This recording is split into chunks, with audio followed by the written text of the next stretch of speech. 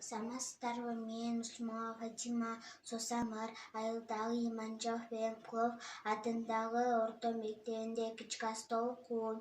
8 март апалардын, эжелердин майрамы бизди жарык дүйнөгө алып келип, мээрим төгүп өстүргөн апаларыбыз бар болсун. Биз апаларыбызды ак сүтүн акташыбыз керек. Мен апамды аябай жакшы көрөм. Сіздерге таазим.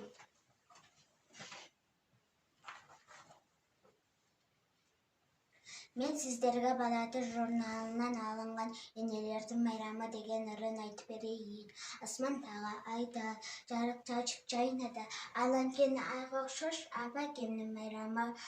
Күнміңдағы күндағы күміш нұры арнады, аланкені күлжетті апа әкемнің майрамы. Апагамай ыйығым, алтымындай биігім, аман есім жығыр, жарық чачып бізуген, апагамай ақтаңым, әлде ейтіп баққан.